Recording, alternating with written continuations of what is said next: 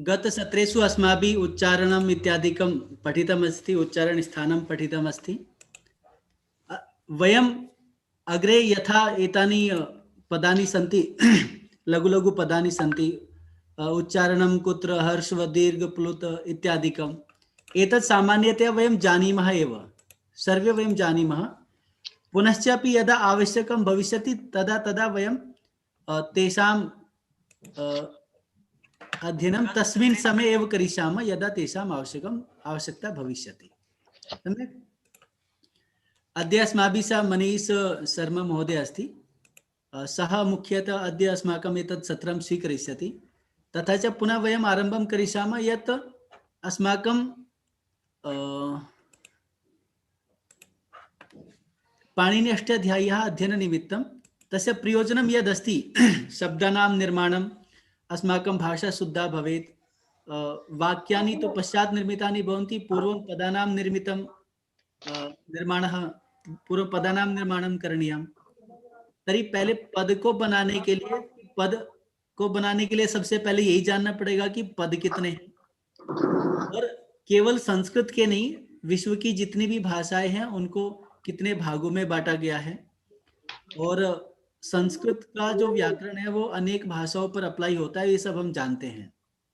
क्योंकि संस्कृत का व्याकरण ध्वनियों का व्याकरण है, और जहां पर भी दो ध्वनियां आपस में टकराएंगी, एक साथ आएंगी, तो प्राकृतिक रूप से जो परिवर्तन होने वाले हैं वो पाणिनि व्याकरण उनको बिल्कुल क्लैरिफाई करता है, अलग से बिल्कुल वैज्ञानिक तरीके से बताते हुए चलते हैं। तो आज हम मनीष जी से इस सत्र को लेने वाले हैं। मनीष जी लाइन पर हैं क्या?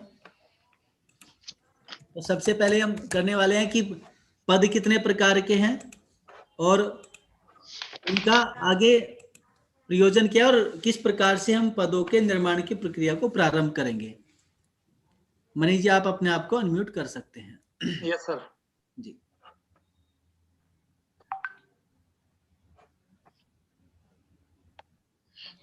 मनीष कुछ बहुत सारे लोग आज मुझे लगता है पहली बार आए हैं। मैं मनीष जी का परिचय कराना चाहता हूँ। मनीष जी सामवेद का आपने पूर्ण अध्ययन किया है और सामवेदी पदपाठी रहे हैं, तथा च व्याकरण का आपने पाणिनि अष्टाध्यायी का अध्ययन किया है, जो अपनी नई परंपरा और पुरानी परंपरा दोनों परंपरा से आपने अध्ययन किया है। मैं मनीष जी का स्वागत करता हूं और आज इस सत्र के लिए स्वागत है। मनीष जी। सर्वेभ्यो नमो नमः। नमो नमः। नमो नमः। आज नमो नमः। नमो नमः। आज कक्षा में अब तक हमने ये पढ़ा था कि संज्ञाएं पढ़ी थी हमने कुछ। आज हम कुछ विशेष संज्ञाएं पढ़ेंगे। आपने अब तक समझ ही लिया था कि प्रयत्न दो प्रकार के होते हैं, बाह्य प्रयत्न और आभ्यंतर प्रयत्न। आभ्यंतर प्रयत्न 5 प्रकार का होता है और बाह्य प्रयत्न 11 प्रकार का होता है। आज उस विषय से आगे चलते हैं हम। दुनिया में शब्द 2 प्रकार के होते हैं, आप सभी को पता है। दुनिया में शब्द 2 प्रकार के होते हैं। एक वो शब्द होते हैं जो क्रिया को बतलाते हैं। क्या कोई ये बता सकता है क्रिया क्या होती है? गच्छति वदति द्वारा की जाए। हिंदी में जैसे जाना, खाना, पीना, सोना, रोना, हंसना, ये सब क्या है? क्रिया होती हैं। जो कुछ करना होता है कार्य का क्रिया करना बोलते ही हैं। क्रिया कहलाता है। यम करोति सह क्रिया।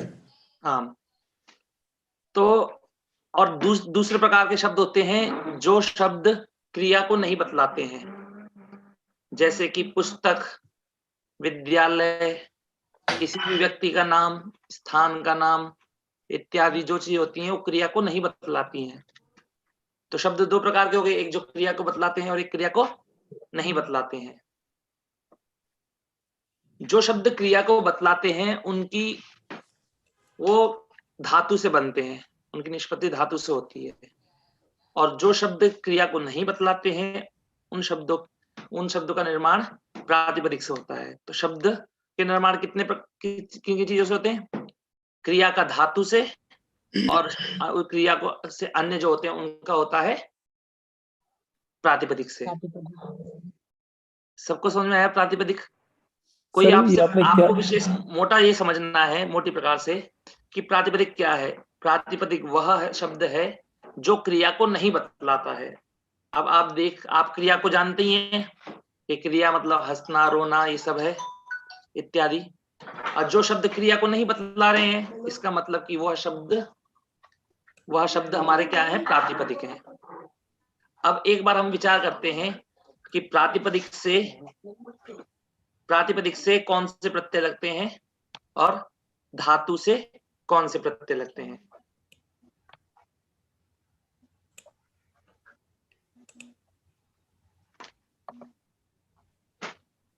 मेरी स्क्रीन दिखाई दे रही है आपको? नहीं, अभी नहीं दिखाई दी। नहीं सर, अभी नहीं। न दृश्यते। तो इसमें ऑप्शन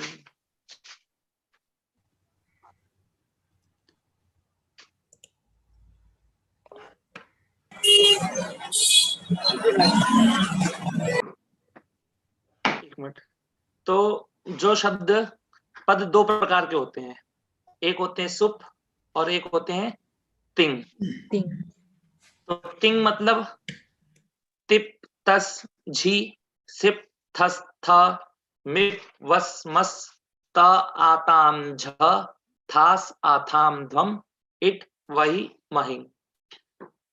तिंग इन्हें इसलिए बोलते हैं क्योंकि ये तिप के ती से स्टार्ट होते हैं और महिंग के ङ पे खत्म होते हैं। तो ती से प्रारंभ होकर ङ पर खत्म होते हैं, इसलिए क्या है, ये हमारे तिंग है।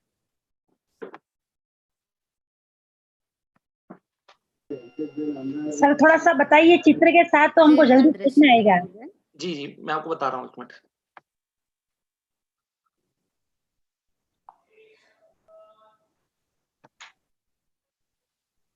सबको अब स्क्रीन दिख रही है सबको? नहीं दे रहे। हाँ महोदय। देखिए, धातु से जो प्रत्यय लगते हैं, धातु से प्रत्यय कौन से लगते हैं? तिंग प्रत्यय। और प्रातिपदिक से लगते हैं जो प्रत्यय, उनको कहते उन प्रत्ययों कहते हैं सुप प्रत्यय। कौन से प्रत्यय? सुप्रत। ये सुप प्रत्यय होते हैं आपके 21। कितने होते हैं? 21। और तिंग प्रत्यय होते हैं आपके 18। ये प्रत्यय क्या होता है? देखिए, प्रत्यय को अगर समझा जाए तो प्रत्यय एक अर्थ में होते हैं, कुछ अर्थों में प्रत्यय होते हैं। जैसे किसी क्रिया को, वर्तमान क्रिया को बताना है, हमें वर्तमान काल को बताना है, तो वर्तमान काल के लिए एक प्रत्यय हुआ। धातु जो होती है, सभी दुनिया में जितने भी शब्द हैं वो सब किससे बने? धातु से बने हैं। ये जो धातु है ना, ये धातु, ये सारे शब्द धातु से बने हैं। यहाँ तक कि जो प्रातिपदिक होते हैं ये भी धातु से ही बनते हैं। धातु से कुछ प्रत्यय लगते हैं, उन प्रत्ययों के लगने के उपरांत वो पद भी हमारे प्रातिपदिक बनते हैं। तो धातु से जो प्रत्यय लगते हैं वो 18 प्रकार के होते हैं। उन प्रत्ययों को क्या कहते हैं? तिंग प्रत्यय। और प्रातिपदिक से जो प्रत्यय लगते हैं वो कौन से? 21 प्रकार होते हैं, सुप प्रत्यय। इन तिंग और सुप प्रत्ययों को, ये तिंग और सुप प्रत्यय जिसके अंत में जाके लग जाए, उन प्रत्ययों, उन सब का नाम होता है पद। सूत्र है आपका सुप्तिगंतम पदम पदम। पदम सुप्तिगंतम पदम। समझ में आया? तो इस सूत्र के द्वारा, ये क्या है? हमारा सूत्र है सुप्तिगंतम पदम। हाँ जी। तो सुप और तिंग की पद संज्ञा होती है। अब हमने एक संज्ञा सूत्र पढ़ा हमने कि पद संज्ञा कौन करता है? सुप्तिगंतम पदम। और पद संज्ञा किस किस की होती है? सुप और तिंग की। सुप और तिंग जिसके अंत में लगे उनकी पद संज्ञा होती है। हमको समझ में आ गया इतना? देखिए, माता जी की पुस्तक में भी सर ये पद पद संज्ञा आपने किसका नाम दिया? प्रतिपादिक का नाम दिया या धातु का नाम दिया आपने? देखिए ये जो धातु है, धातु से जब तिंग प्रत्यय लगते हैं तो ये तिंग प्रत्यय जब धातु से लग जाएंगे तब इन धातु और तिंग मिलकर जो शब्द का निर्माण होगा वो पद कहलाएगा। ठीक जब है। तक धातु में ये तिंग प्रत्यय नहीं लगेंगे, तिंग या सुप प्रत्यय नहीं लगेंगे, किसी में धातु में तिंग प्रत्यय और प्रातिपदिक में सुप प्रत्यय नहीं लगेंगे, तब तक पद का निर्माण नहीं होगा। अच्छा, और आप कह रहे हो प्रतिपादिक भी धातु से ही बनता है? हाँ जी, प्रातिपदिक भी धातु से ही बनते हैं। अच्छा, प्रातिपदिक भी धातु से ही बनते हैं, पर धातु से पहले तिंग प्रत्यय लगेंगे। तिंग प्रत्यय विशेषकर लगते हैं और अन्य प्रत्यय भी लगते हैं, पर तिंग प्रत्यय ज्यादातर तिंग प्रत्यय लगने के बाद ही उसकी प्रातिपदिक संज्ञा हो पाएगी। मतलब तिंग प्रत्यय लगने के बाद ही उसकी पद संज्ञा होगी और पद संज्ञा के बाद भी हम प्रातिपदिक बनाते हैं। एक विचार हम ये करते हैं, देखिए धातु कितनी होती हैं? किसी को पता है कुछ धातु कितनी होती हैं? 2000 से अधिक 1948 1940 करीब 2000 करीब 2000 कह सकते हैं, पर लेकिन 1930 पाणिनि जी ने 1943 दी हैं। 1943 और कुछ धातु ऐसी हैं जो एक जैसी दो बार दे दी हैं। माता जी ने उन धातु को निकाल करके 1930 धातु बनाई है। कितनी? 1930 धातु बनाई है। आप माता जी की जब किताब पढ़ेंगे तो उसमें आपको दिखेगा कि धातु 1930 है। धातु तो 3 ही प्रकार की होती है, परस्मैपदी, आत्मनेपदी और उभयपदी। वो अलग बात है जी। अस्तु। धातु से जब प्रत्यय लगेगा और वो प्रत्यय परस्मैपद और ये आत्मनेपद, ये अलग चीज है। तो धातु समझ में आई आपको? धातु कितनी होती है? 1930 धातु होती हैं। जैसे कि धातु का स्वरूप कैसा होता है मैं आपको एक बार दिखाता हूं।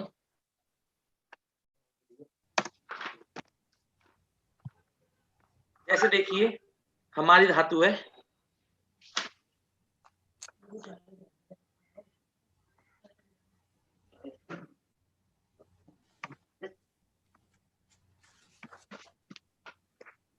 कुपई धातु है। कुपई क्रोधे, क्या है? क्रोधे। ये जो बाद में मैं लिख रहा हूं क्रोधे, इसका मतलब ये है कि इस धातु का प्रयोग क्रोध करने में होता है। तो धातु बहुत छोटी छोटी सी होती हैं। कितनी होती है? 1930 होती हैं। अब देखिए आपने धातु जैसे पाणिनि जी ने कैसे पढ़ी है? कुपई। पर जब हम इसको प्रयोग में लेंगे तब पूरे जो धातु जैसे पाणिनि जी ने पढ़ी है हम इसको वैसा नहीं लेंगे। पूरा जैसे पाणिनि जी ने धातु पढ़ी है हम इसको वैसा पूर्ण तरीके से नहीं लेते हैं। क्या करते हैं? हम इसमें इत संज्ञा करते हैं। अब इत संज्ञा क्या है? प्रश्न उठता है, इत संज्ञा क्या है? देखिए आप सभी ने आम देखा है? आम में आम खाते हैं सभी लोग, आप सब लोग? हाँ जी जी हम पूरा जैसा आप महोदय, खरीदते हैं वैसा का वैसे जी। एक प्रश्न अस्ति। हम लोगों ने ये क्या नाम है अच और हल धातु पढ़े हैं, हल शब्द पढ़े हैं वर्ण, लेकिन उसमें चंद्र बिंदु तो कहीं पर भी नहीं आया था। देखिए इसलिए इन्हें अयोगवाह कहा जाता है। अयोगवाह में तो मतलब अनुस्वार आता है ना? नहीं, ऐसा नहीं है। अयोगवाह में 6 चीजें आती हैं: अनुस्वार, अनुनासिक, जिह्वामूलीय, उपदमानीय, विसर्ग और एक होता है वो क्या कहते हैं? उपदमानीय। नहीं, बताया तो मैंने। एक होता है अनुस्वार और एक होता है अनुनासिक, दो हो गए। तीसरा होता है जिह्वामूलीय, चौथा होता है उपदमानीय, पांचवा होता है विसर्ग और एक और याद नहीं आ रहा अभी। 6 होते हैं ये। अनुस्वार। नहीं अनुस्वार में बता दिया ना आपको। सर इसको अनुनासिक हटा के भी तो बोल सकते हैं सर, यरुन्नासिको सर विकल्पेन भवति। नहीं और ये जो यरो अनुनासिक अनुनासिको वा है, यस सर, ये सूत्र है। ये छठा जो है और तो नहीं है और, लेकिन चंद्र बिंदु कहीं पर भी नहीं आया। माता जी पुस्तक में आप देखिए ऐसे चंद्र बिंदु हमेशा रहता है, पर लेकिन अब क्या होता है, इतने सालों से शब्दों का लोप होता गया ना। हमारा शास्त्र कितना घट गया है। शास्त्र घट जाने के कारण आजकल अनुनासिक दिखता नहीं है, पर माता जी की पुस्तक में आपको अनुनासिक मिलेगा, लिखा हुआ दिखाया जाएगा कि क्या भाग अनुनासिक है, क्योंकि इस अनुनासिक की भी बहुत विशेषता है, इसलिए आपको दिखाया जाएगा। आप बेफिक्र रहें। और ये जो अनुनासिक है ये अयोगवाह में आता है।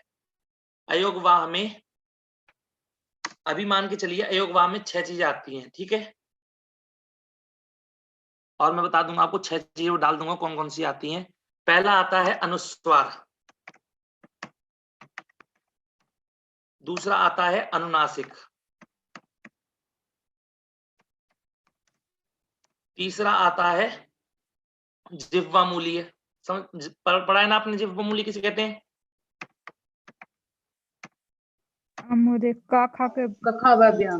हाँ जी, जिह्वा मूलीय। 3 हो गए हमारे। चौथा है उपधमानीय।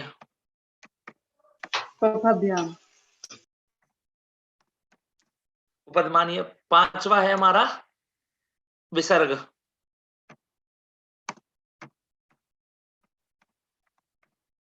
तो ये 5 है। भी दूसरा एक लास्ट वाला याद नहीं आ रहा, थोड़ा मैं आपको बाद में बता दूंगा। ये 6 होते हैं। पहला अनुस्वार, दूसरा अनुनासिक, तीसरा जिह्वा मूलीय, चौथा उपधमानीय, 5वां विसर्ग और एक और है। ये 6, इन 6 को हम अयोगवाह कहते हैं, क्योंकि जो भगवान शिव के जो सूत्र हैं, 14 सूत्र है, माहेश्वर सूत्र, उन 14 सूत्रों में इनका योग नहीं है। योग मतलब जोड़ना, जुड़े हो जो, जिनका योग हो, और अयोग मतलब जिनका योग नहीं हो। तो इनका पाणिनि सूत्रों में, मतलब माहेश्वर सूत्रों में इनका पाठ नहीं है, इसलिए इन्हें अयोगवाह कहते हैं। 6 प्रकार के होते हैं। अब आगे चलते हैं। अब सबने बात दी थी कि सबने आम तो खाया है, और हम जैसा आम खरीदते हैं हम वैसा का वैसा नहीं खाते हैं आम को। हम क्या करते हैं, आम के छिलका हटा देते हैं, ऊपर से छिलका, और क्या कहते हैं, और अंदर की गुठली हटाते ही नहीं हटाते हैं। या कोई ऐसा है कि वो साबुत खा लेता है गुठली के साथ और छिलके के साथ? कोई ऐसा तो नहीं है ना जो खा लेता हो ना। हाँ, तो हमको क्या है, हम जैसा खरीदे हमको तो वैसा तो खाया नहीं। हमने खरीदा तो सही वैसा, पर हमने उसे पूरा वैसे खाया नहीं। तो हमने क्या खाया, बीच का जो उसका भाग होता है हमने वो खाया। हम उसको किसको यूज में लिया, सिर्फ बीच वाले भाग को। सभी लोग केला खरीदते हैं, अब केले के आगे वाले भाग को, मतलब छिलके को हटाते हैं, और अन्य पूरा का पूरा केला खा लेते हैं। तो हमें जितना जरूरत है हमने उतना खाया ना, जो चीज को हम जरूरत नहीं है उसे हमने नहीं खाया। और आप बेर खरीदते हैं, बेर का क्या करते हैं, बेर का ऊपर का पूरा भाग खा लेते हैं और पीछे का भाग छोड़ देते हैं। मतलब हम कभी किसी चीज का आगे का और पीछे का दोनों भाग छोड़ते हैं, बीच वाला यूज करते हैं। कभी आगे वाले को छोड़ते हैं और पीछे वाला यूज करते हैं, केवल मात्र पीछे वाला। और कभी ऐसा होता है कि आगे वाले को लेते हैं और पीछे वाले को छोड़ते हैं। मतलब कि हमको जितना उपयोग में लेना है उतना ही हमें प्रयोग, मतलब जितना उपयोग में लेना है हम उतना ही लेते हैं, और बाकी सब क्या करते हैं, हटा देते हैं। समझ में आया सभी को? अब देखिए, पाणिनि जी ने धातु पढ़ी कुपई, इसमें अनुनासिक भी है, पर पाणिनि जी को सिर्फ कितना भाग चाहिए, पाणिनि जी को चाहिए सिर्फ इतना भाग, सिर्फ कुप चाहिए। समझ में आया? जैसे मैंने बताया था, उदाहरण बताया था, आप बेर होता है, हम बेर में आगे का भाग खाते हैं, बेर का, और पीछे की जो गुठली होती है बेर की, उसे हम छोड़ देते हैं। अब इसमें भी हमने आगे का भाग हमें उपयोग में लेना है, इसलिए हमने आगे का भाग लिया और पीछे का भाग छोड़ दिया। हमने पीछे का भाग हमने छोड़ दिया। अब एक और धातु लेते हैं, धातु है यमिदा।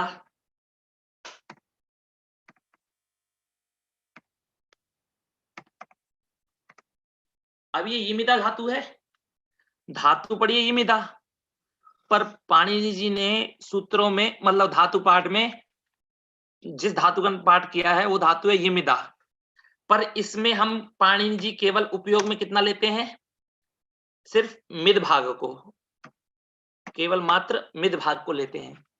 कितने भाग को हटा दिया उन्होंने, बताइए, कोई बता सकता है कितने भाग को हटाया है?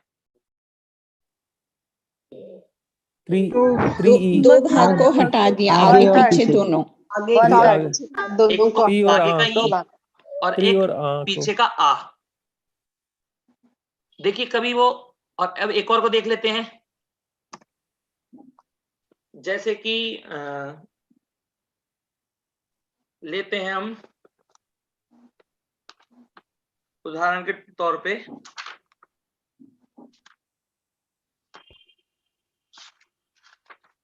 डुक्री है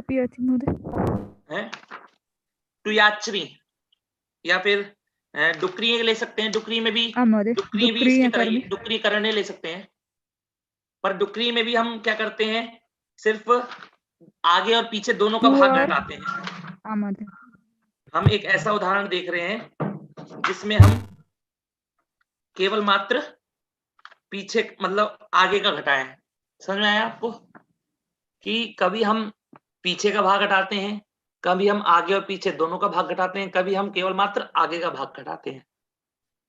अब कितने भाग को घटाना है हम, आपको पता है? किसी को नहीं पता। अब हमको कैसा पता लगे कि हमको इतने भाग को घटाना है, इतने भाग को नहीं घटाना है? तो इसके लिए कुछ तो करना पड़ेगा ना।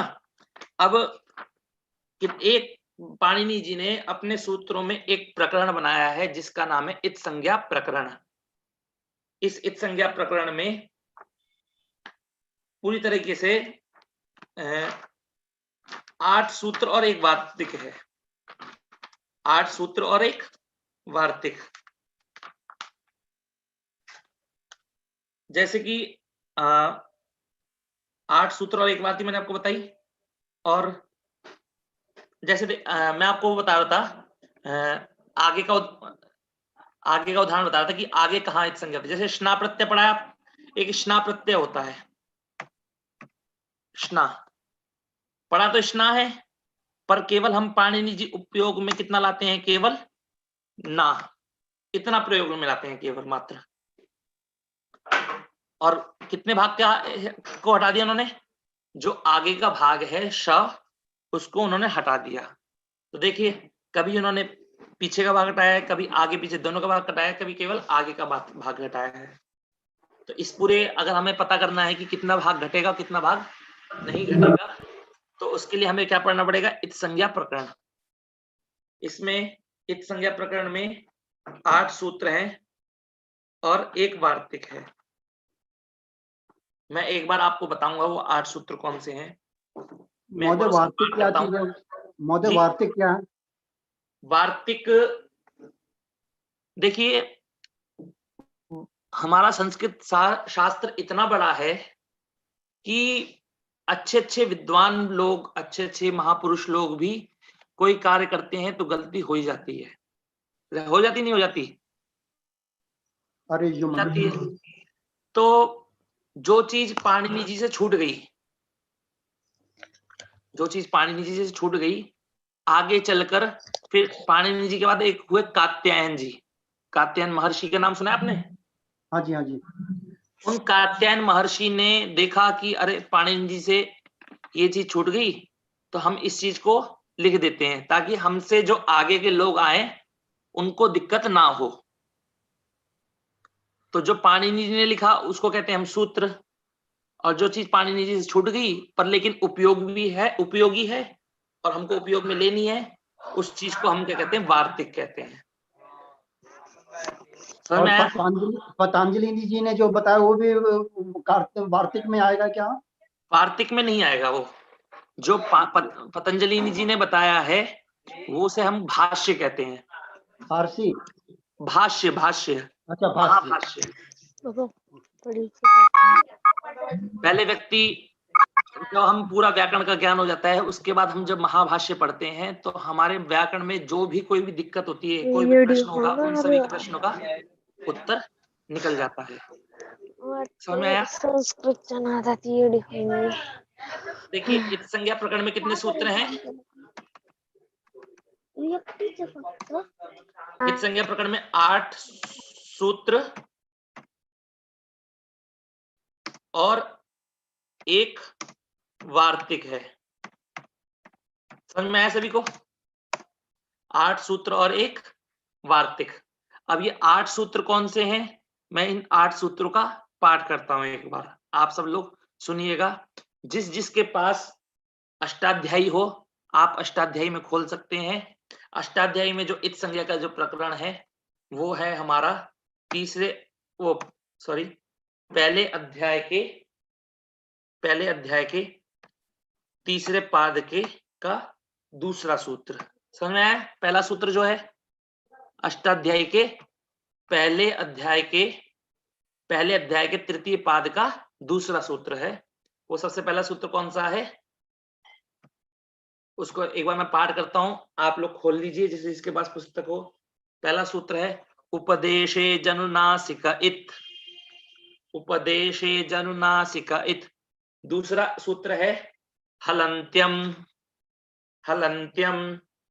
तीसरा सूत्र है हमारा न विभक्तौ तुस्माः। आप अगर चाहें तो मेरे पीछे पीछे बोल सकते हैं अपने अपने माइक ऑफ करके ही। आदिर्यि टुडवः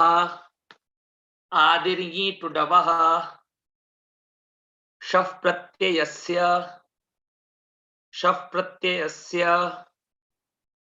चुटु लशक्वतद्धिते। ये 7 सूत्र हो गए। और 8वां सूत्र है हमारा तस्य लोपः। देखिए, अभी हम समझेंगे सबसे पहले कि इत संज्ञा किस लिए करते हैं हम। इत संज्ञा का कोई आपसे पूछे भैया, आप देखिए या संज्ञा सासा फलवती, जो भी संज्ञा होती है उसका कोई ना कोई फल होता है। हम बिना फल के कोई भी संज्ञा बनाते हैं? नहीं बनाते हैं। आप इतनी बड़ी संज्ञा कर रहे हो कि इत संज्ञा, जिस संज्ञा ने पाणिनि अष्टाध्यायी में 8 सूत्र ले लिए, ऐसी संज्ञा इतनी बड़ी संज्ञा है कि उसने 8 सूत्रों का ग्रहण कर लिया, मतलब कुछ ना कुछ तो बात होगी। इत संज्ञा को समझना है तो हमको, तो इत संज्ञा को समझने के लिए पहला सूत्र है हमारा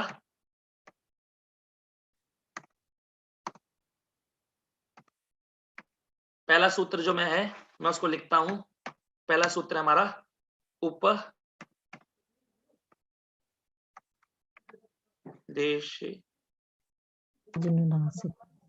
जनु इत। समझ में आया सभी को? उपदेशे जनुनासिक इत। स्क्रीन दिख रही है मेरी सभी को? सर एक प्रश्न है सर। जी बोलिए। सर, ये जो आपने ये इत संज्ञा बताई, जो मतलब धातु में क्या लेना क्या नहीं लेना, उसके लिए जो इत संज्ञा का प्रयोग करते हैं उसके 8 सूत्र और 1 वार्तिक है, आप वो बता रहे हैं ना? जी। ये मतलब पूछना सर, मेरा सबसे निवेदन है, प्लीज अपने प्रश्न क्लास के अंतर लास्ट में रखें तो बेहतर होगा, क्योंकि पढ़ाने वाले को भी जरा प्रॉब्लम हो जाती है। निकुंज जी, सबको ये रिक्वेस्ट है कि आप जो भी आपका प्रश्न है या सुझाव है लिख के बुक में रखे, अंत में वो डिस्कस करेंगे तो क्लास स्मूथली चलेगा। कृपया सर, आप सभी का जो भी प्रश्न हो मैं कोशिश करूंगा उसका निवारण हो। यस आप आराम से, और देखिए काफी चीजों का निवारण अगर आप थोड़ा ध्यान से सुनेंगे तो मैं क्या पता आपका निवारण मैं ही बोलते बोलते ही कर दूं, आपको पूछने की जरूरत ही ना पड़े।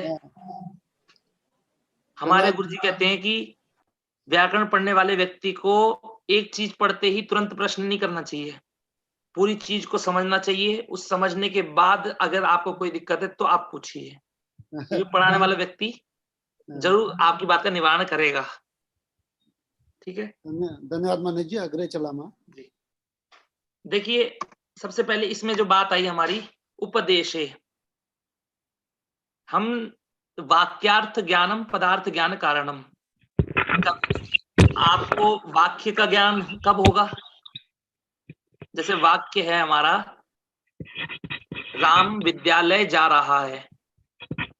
अब राम को विद्यालय का ज्ञान है ही नहीं कि विद्यालय कैसा होता है। विद्यालय एक पद है, उस पद का ज्ञान है नहीं हमको, तो हमको पूरे वाक्य का ज्ञान हो पाएगा? नहीं हो पाएगा, बिल्कुल नहीं हो पाएगा। जब तक हमको हर पद का ज्ञान नहीं होगा तब तक हमको पूरे वाक्य का ज्ञान नहीं होगा। तो इसमें 4 पद हैं हमारे। एक है उपदेशे, दूसरा है अच्छ, पहला क्या है? उपदेशे,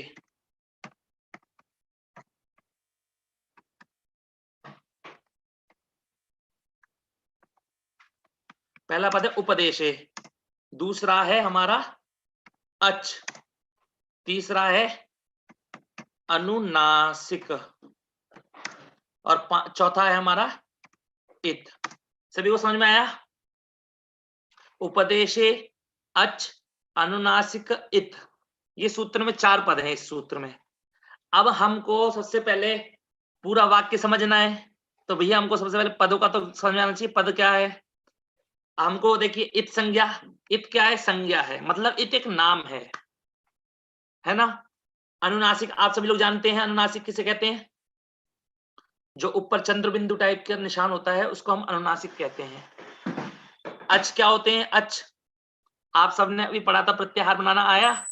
अच्छ बनते प्रत्याहार है अच्छ, जिसमें स्वर अयुण के आ से लेकर अयौज के चा तक, जिसमें संपूर्ण 9 स्वर आ जाते हैं हमारे। समझ गए सभी लोग? अब हमको उपदेश बोला, मतलब उपदेश में, सप्तमी विभक्ति है, मतलब उपदेश में।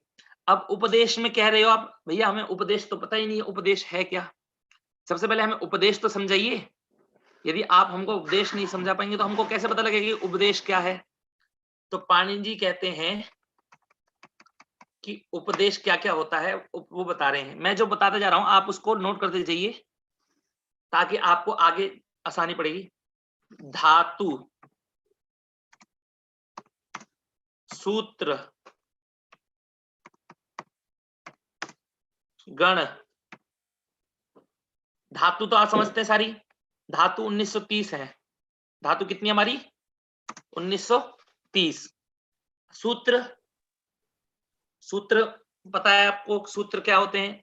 जो बताए, मतलब हमारा संक्षेप कर देते हैं काफी चीजें। गण होते हैं, देखिए गण चलता है, गण पाठ, गण पाठ होते हैं, गण होते हैं, उन गण पाठ हमें सब चीजें की जरूरत पड़ेगी।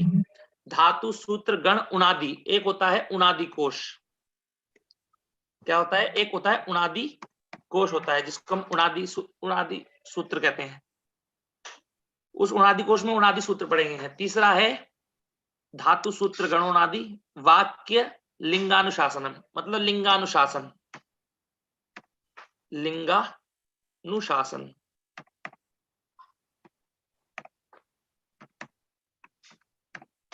लिंगानुशासन में 5 हो गए हमारे। छठा है धातु, सूत्र, गण, उनादि, वाक्य लिंगानुशासनम। आगम, प्रत्यय,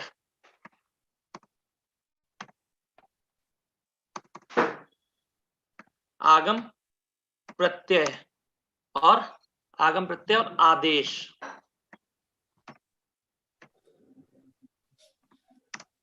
अब एक एक चीज को हम थोड़ा समझते हैं।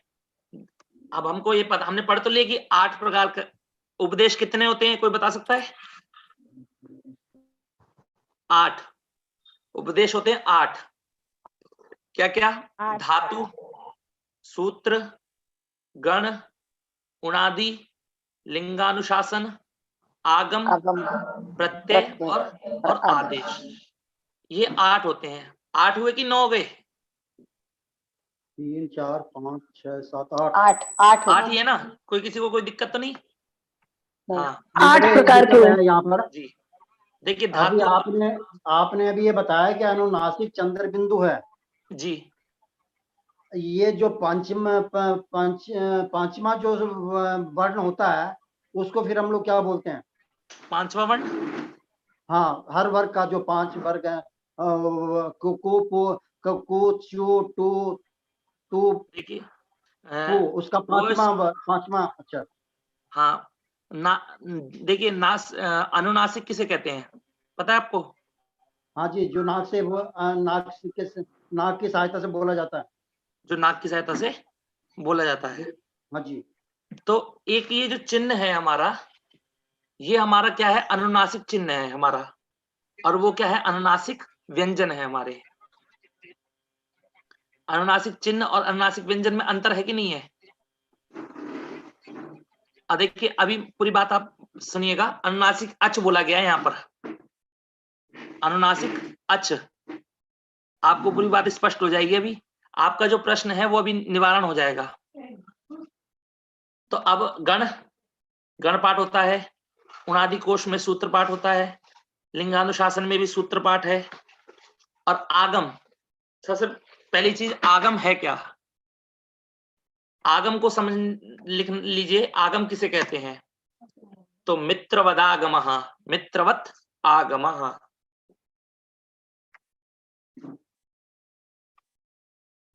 मित्र वदागमः। समझ में आया सबको? मित्रवत आगमः। ये वत क्या होता है? जैसे हम बोलते हैं ना, जैसा हिंदी में प्रयोग करते हैं जैसे के लिए, राम जैसा, मतु प्रत्यय। हाँ, तो राम जैसा, कृष्ण राम जैसा है, लखन रमा की तरह है या राम की तरह है, कहते हैं हम सब लोग। तो जैसा जो शब्द होता है उसकी तरह सादृश्य मिलाने के लिए, ऐसे यहाँ पर वत शब्द का प्रयोग है। मित्रवत मतलब मित्र की तरह। अब मित्र की तरह क्या होता है? आगम। जो आगम होता है वो क्या होता है? मित्र की तरह होता है।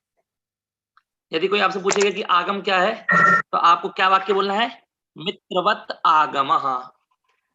मैं आपको जो जो पढ़ा रहा हूं ये मैं पूछूंगा भी आपको कि आगम क्या है, तो आपको मुझे पढ़ाने में जब खुशी होगी जब आप बोलेंगे कि मित्रवत आगमः। कि जो आगम होता है वो कैसा होता है? मित्रवत। मम्मी जी राखो तो। अब देखिए दूसरा आया प्रत्यय। प्रत्यय तो अभी आपको बताया जाएंगे। प्रत्यय कई प्रकार के होते हैं। जितने भी प्रकार के प्रत्यय आपको धीरे धीरे आप पढ़ेंगे। आप अगर कोई एकदम से बोले कि हमें कितने प्रत्यय होते हैं, आप ये बता दीजिए, तो उसको ये बताया नहीं जा सकता कि कितने प्रत्यय। प्रत्यय बहुत सारे हैं, आप एक बार में आप याद भी नहीं कर पाएंगे और आप एक बार में समझ भी नहीं पाएंगे। तो इसलिए आप प्रत्यय समझिए कि किसी भी धातु में प्रत्यय लगने के बाद ही किसी शब्द का निर्माण होता है। अब आदेश क्या है? आगम तो समझ गए कि आगम मित्रवत होता है। अब आदेश क्या है? आदेश होता है शत्रुवत। शत्रुवदादेशः।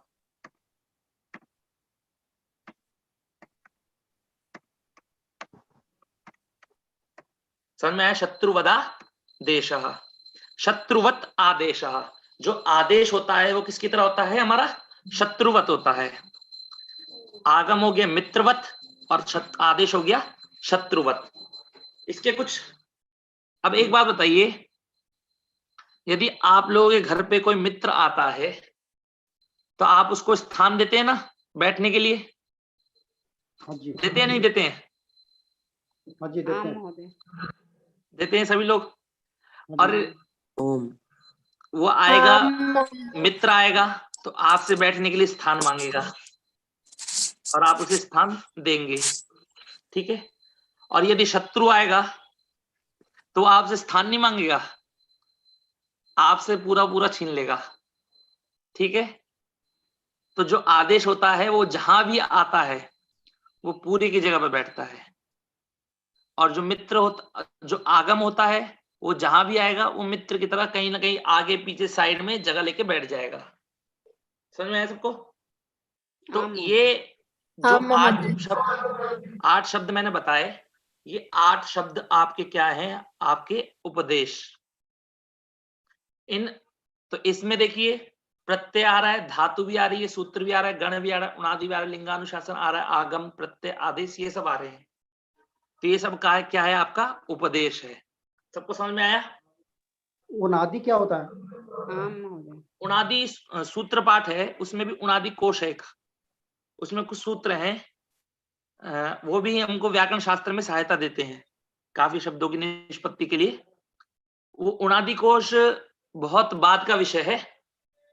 देखिए मैं ये भी कह सकता था कि आपको सिर्फ धातु, सूत्र, आगम, प्रत्यय और आदेश बता देता, 5 चीजें। गण, उणादि, लिंगानुशासन को नहीं बताता। तो आप हमेशा जिंदगी भर सोचते कि 5 ही उपदेश होते हैं, 8 नहीं होते हैं। आगे आप किसी के मुंह से सुनते कि 8 होते हैं तो आप कहते कि उन्होंने गलत पढ़ाया। पर जितना प्रयोग है मैं उतना बता रहा हूं आपको कि हमें उपयोग अभी किस किस का होगा। ज्यादा उपयोग किसका है? धातु का है, सूत्र का है, आगम, प्रत्यय और आदेश। जो गण, उणादि और लिंगानुशासन है, इनका प्रयोग हमको बाद में पड़ेगा। और जब तक आपको, जब इसका जरूरत पड़ेगी ना आपको, तब तक आप विद्वान बन जाएंगे, सारे के सारे वैयाकरण हो जाएंगे सारे। तब तक तो आप क्या है, अभी इतना समझ में आया? उपदेश क्या क्या होता है? धातु, सूत्र, गण, उणादि, लिंगानुशासन, आगम, प्रत्यय और आदेश, ये बता दिया। धातु तो आप जानते हैं 1930 होती है, सूत्र, गण, उणादि, लिंगानुशासन आपको बाद में बहुत अच्छी तरह से बता दिया जाएगा। आगम बता दिया गया आपको, मित्र वदागम। प्रत्यय होते हैं काफी प्रकार के। प्रत्यय जब धातु इत्यादि में, प्रातिपदिक में लगते हैं तो अलग प्रकार के शब्द बनते हैं। आदेश बताया, शत्रुवत आदेशा। आपको समझ में आया? अब आपको उपदेश का ज्ञान हुआ? किसी को तो हुआ होगा उपदेश का ज्ञान। अब देखिए आपको उपदेश का भी ज्ञान हो गया। अब अच क्या होते हैं? अच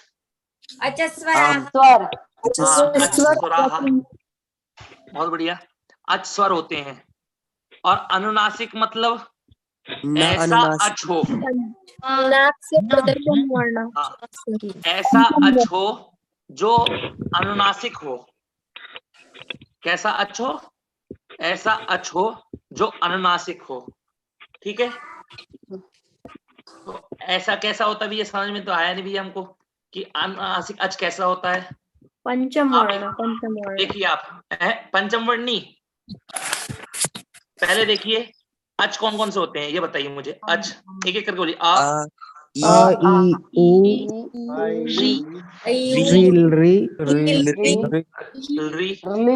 री, ए, ओ, ऐ,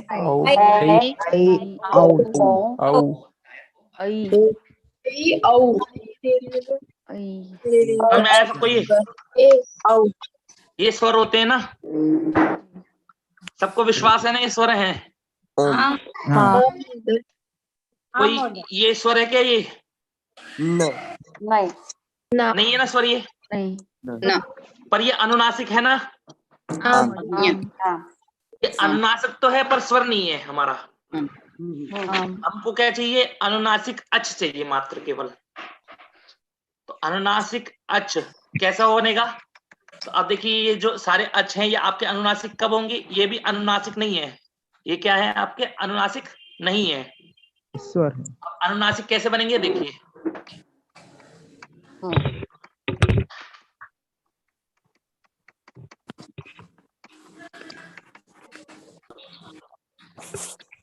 देखिए बन गए अनुनासिक। समझ में आया आपको? हाँ महोदय। लगभग सबको समझ में आ गया होगा कि अनुनासिक अच कैसे होते हैं। हाँ जी। अब इस यदि धातु के अंदर कोई ऐसा अच दिखेगा, जैसा ऐसा अच मतलब ऐसा स्वर हो जिसके ऊपर जो अनुनासिक हो, ऐसा कोई स्वर दिखेगा तो उसकी क्या करनी है आपको? इत संज्ञा। क्या करनी है आपको? इत संज्ञा। इत संज्ञा करनी है। करनी है नहीं करनी है? लोप करना है। हाँ जी। अब जैसे देखिए, अब इसको अब हमने समझ लिया, इत संज्ञा करनी है। इत संज्ञा मतलब कि उस शब्द का आपको इत नाम रखना है। और यदि हम बोलेंगे इत कौन है, तो आपको समझना है कि जो अनुनासिक अच है वह क्या है? हमारा इत है। क्या है? इत है। और कौन सा अनुनासिक अच? जो उपदेश में हो। उपदेश में अर्थात धातु में हो, सूत्र में हो, गण में हो, उणादि कोश में हो, क्या कहते हैं, लिंगानुशासन, आगम, प्रत्यय और आदेश, इनका यदि अनुनासिक अच होगा तो उसका नाम क्या रख दिया हमने? इत रख दिया। क्या नाम रख दिया हमने? इत। इत रख दिया। सबको समझ में आया? महोदय। अब एक धातु है,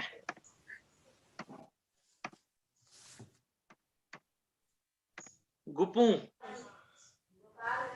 समझ में आया? गुपू धातु है।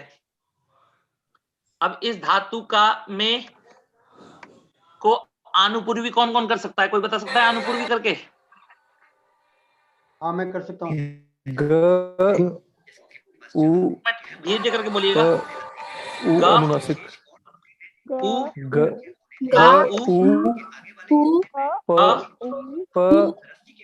और अनुनासिक है ना? यही बात है ना? कोई और एक्स्ट्रा वर्ड तो नहीं आएगा गुपू में? नहीं। अब देखिए, सबसे पहले हम पूरे सूत्र को घटाएंगे एक बार। पूरा सूत्र कैसे? देखिए, गुपू में सबसे पहले उपदेश है कि नहीं है? ये उपदेश है। कैसे है उपदेश? प्रत्यय वर्तते ना। धातु है, धातु है ना? तो धातु तो उपदेश होती है। धातु का नाम क्या है? उपदेश। और धातु में यदि कोई अनुनासिक अच हो तो उसकी इत संज्ञा होती है। इनमें इस समय बताइए, इसमें कौन सा शब्द हमारा वो है? अनुनासिक है। अनुनासिक अच कौन सा है? हाँ, ये वाला दिख रहा है आप सभी को?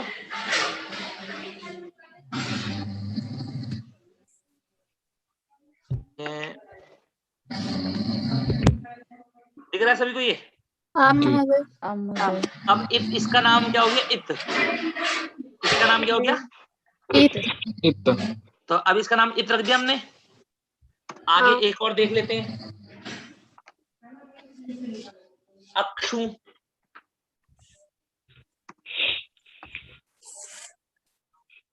धातु है हमारी। अब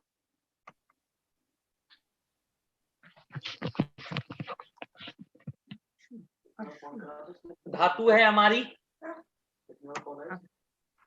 धातु है हमारी अक्षु। इसमें जब हमने आनुपूर्वी किया, मैं जल्दी अब ज्यादा आपको सब मैं समझ गया, आप सब विद्वान है, आनुपूर्वी आपको पता है, तो मैं लिख देता हूं अपने आप ही। अ क श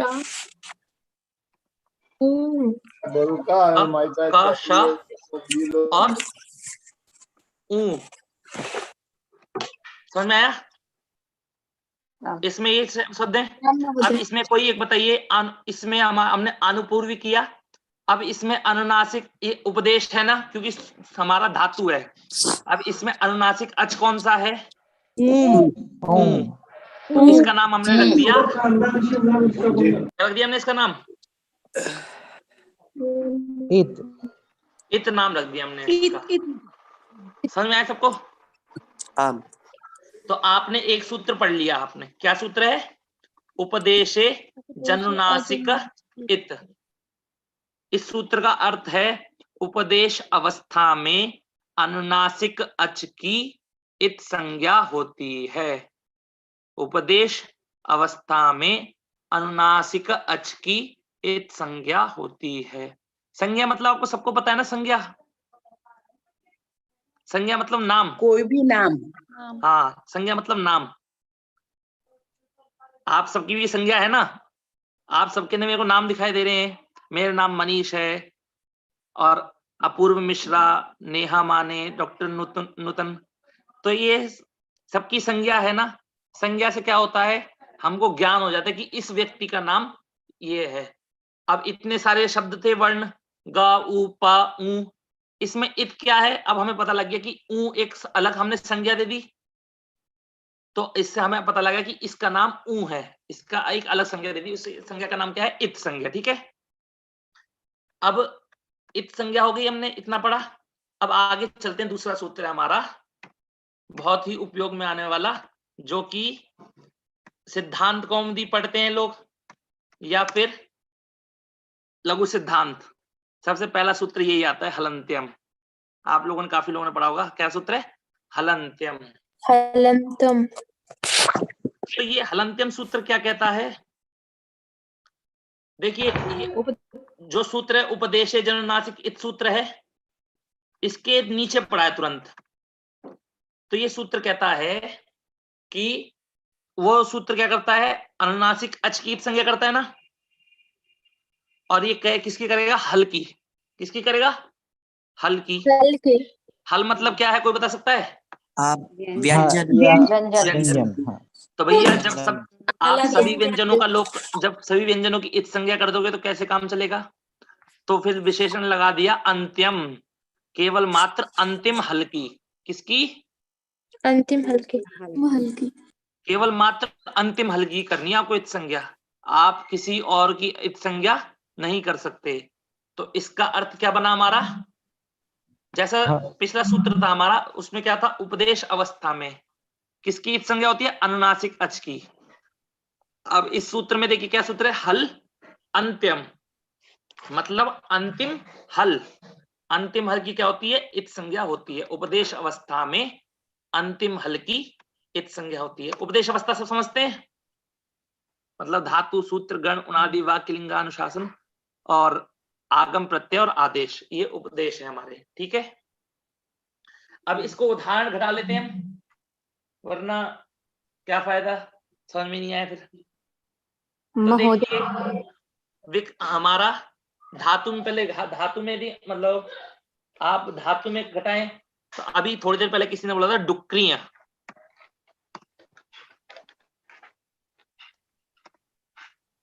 डुक्रियां, डुक्रियां दिख रहा है सबको। अब आपने डुक्री बोला, डुक्री करने, डुक्री करने, करने इसका अर्थ हो गया। ठीक है, करने के अर्थ में इस धातु का प्रयोग होता है, करने। अब इस धातु में कोई आनुपूर्वी करी हमने, तो आनुपूर्वी करने के बाद क्या आया हमारा, ड, उ, क, री और य। ठीक है, अब बताइए, देखिए हमने ये कर दिया, आप सबको दिख रहा है ना आराम से। किसी को भी कोई भी दिक्कत हो, ना दिखे तो बता दीजिएगा मुझे, मैं और क्लियर करवा दूंगा। ड है, ड, ये क्या है, ड बता सकता है कोई, व्यंजन है कि स्वर है, व्यंजन। व्यंजन। व्यंजन क्या है, व्यंजन। स्वर, व्यंजन। क्या है, स्वर, स्वर, यहाँ क्या है, व्यंजन, व्यंजन। अच्छा ये बता सकते, ऊ के पहले ई आपने लिखा ड की जगह जी, ऊ के पहले आपने ई लिखा या जी वो ड है, ड है, थोड़ा दिख रहा, कम दिख रहा होगा, जूम करके सही दिख रहा है। आप जो मेरी स्क्रीन है उसको आप जूम करके देख लीजिए थोड़ा और मैं आपको और बरोबर दिखता है। डकारे वस्ती, अब दिख रहा है वो अच्छे से। आम, अब ठीक है आम। हाँ, तो देखिए अब इसमें कितने व्यंजन है? 3 व्यंजन है कि नहीं है? आम आम और 2 स्वर हैं। अब ये बताइए अंतिम व्यंजन कौन सा है? तो अंतिम व्यंजन की इत संज्ञा होती है, किसकी होती है? अंतिम व्यंजन। अंतिम व्यंजन की इत संज्ञा होती है। कब होती है? उपदेश अवस्था में। उपदेश अवस्था उपदेश मतलब अवस्था में धातु सूत्र गण उणादि धातु सूत्र गण उणादि वाक्य लिंगानुशासन आगम प्रत्यय और आदेश। तो इसमें इत संज्ञा हो गई हमारी, किसकी होगी इत संज्ञा हमारी? या की। अच्छा, क्यों हुई? क्योंकि हलंत्यम जो सूत्र है वो कहता है केवल मात्र अंतिम हल की हो। किसकी हो? अंतिम हल की। अगर वो ये बोलता कि हल की हो तो इनकी भी हो जाती, ड की भी हो जाती, क की भी हो जाती, पर उसने बोला केवल मात्र अंतिम हल की हो। तो किसकी इत संज्ञा होगी? यहाँ की इत संज्ञा होगी हमारी। अब यहाँ की इत संज्ञा होगी हमने। अब ये यहाँ की सूत्र में ही बोला गया है तो? अब जी ये सूत्र में ही बोला गया है क्या अंतिम हल की होगी? हाँ जी, बोला ना, देखिए अंत्यम लिखा है ना, अंत्यम।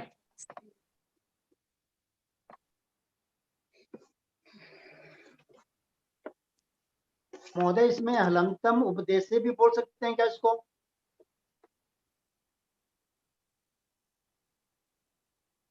ये देखिए अंत्यम जो लिखा ना, अंत्यम दिख रहा है, अंत्य भवम, अंत्य भवम, अंत में होता है जो, उसको क्या कहते हैं? अंत्य। तो कह रहा है अंत्य हल, अंतिम हल की इत संज्ञा होती है। अंतिम हल की। हेलो जी सर जी। आ रही आवाज सबको? जी सर जी। महोदय हलंतम उपदेश से भी बोलेंगे क्या इसको? हाँ जी, उपदेश। जब तक अगर आप उपदेश नहीं बोलेंगे तो ये तो कहीं भी जाके इत संज्ञा कर देगा। सही बात है, कई बार कर देगा ना। अब जब अनुवृत्ति आपने और उपदेश देखेगा। बोला तो इसके पास एक सीमित जगह हो गई कि सिर्फ मुझे धातु में ही करना है, सूत्र में ही करना है, गण में करना है, उणादि में करना है, आगम प्रत्यय आदेश लिंगानुसार इत्यादि इनमें करना है सिर्फ। तो ये जो सारे आपको समझ पता लग गया। अब एक और को करते हैं बस, उसके बाद फिर आप सबके प्रश्न सुने जाएंगे। डुक्रिय हो गया हमारा। अब है हमारा डुपचश। क्या है? डुपचश। डुप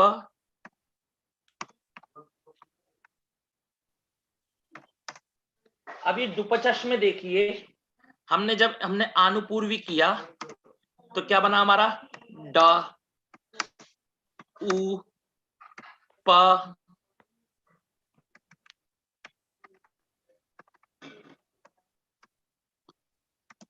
प अ च अ और फिर क्या बना हमारा? श, मूर्धन्य शकार। इस शकार को कौन सा शकार बोलते हैं? अब आप व्याकरण पढ़ने वाले हैं मूर्धन्य शकार। अब आप व्याकरण पढ़ने वाले हैं तो आप इसे मूर्धन्य बोलेंगे सभी लोग। आज तक जो लोग ये कहते थे ना कि षटकोण वाला श, वो सब भूल जाइए। आप व्याकरण पढ़ रहे हैं तो आप मूर्धन्य शकार बोलिए। तो अब बताइए, देखिए इसमें पहला ड है हमारा, ये भी हल है, ये स्वर है, उसके बाद हल, फिर स्वर, फिर हल, फिर स्वर, फिर हल आ गया। पर अंतिम हल कौन है? सिर्फ मात्र एक ही है अंतिम हल, है कि नहीं है? मूर्धन्य शकार। उस उपदेश अवस्था में अंतिम हल की इत संज्ञा होती है। होती है नहीं होती है? हाँ, तो यहाँ पर हमारी मूर्धन्य शकार की इत संज्ञा हो जाएगी। इत संज्ञा हमारी हो जाएगी। अब ये कोई बात देखिए, अभी हमने पिछला सूत्र पढ़ा था उपदेश जननासिक इत। इस सूत्र में अनुनासिक अच की इत संज्ञा होती है। यहाँ पर अच तो है हमारा, इसकी इत संज्ञा होनी चाहिए।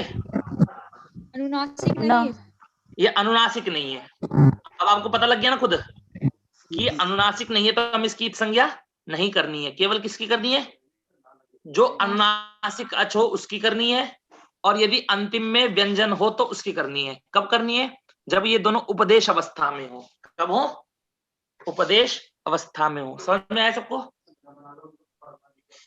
हाँ। अब देखिए एक और देख लीजिए, शप।